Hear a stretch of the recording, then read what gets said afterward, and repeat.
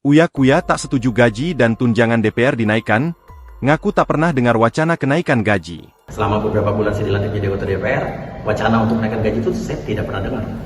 Anggota DPR RI Uya Kuya akhirnya buka suara soal kenaikan gaji yang belakangan menuai kritik masyarakat. Rumah Uya Kuya yang berada di kawasan Duren Sawit, Jakarta Timur, sebelumnya sempat dijarah masa buntut keresahan masyarakat. Tak hanya itu, Uya juga dinonaktifkan sementara dari fraksi Partai PAN. Menanggapi polemik kenaikan gaji DPR, Uya Kuya menegaskan dirinya tidak setuju. Kalau ditanya sama saya nggak setuju.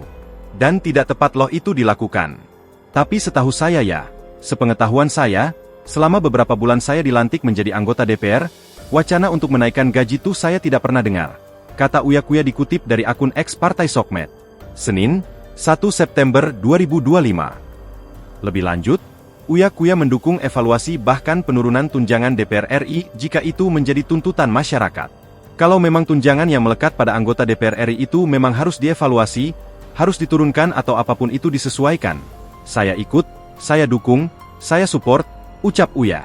Itu kan tuntutan masyarakat. Silakan saja dan yang jelas, seorang DPR RI itu kita bicara bukan membicarakan tunjangan atau gaji. Tapi tanggung jawabnya, apa yang harus dia lakukan sama masyarakatnya, sambungnya. Menurutnya terpenting bukanlah berapa besar gaji atau tunjangan yang diterima oleh anggota DPR, melainkan menjalankan tanggung jawabnya sebagai wakil rakyat. Dengan demikian, ia memastikan pengurangan tunjangan sekalipun tidak akan memengaruhi kinerjanya di DPR. Insya Allah enggak. Insya Allah aman. Insya Allah, pungkasnya. Download Tribun X sekarang. Menghadirkan lokal menjadi Indonesia.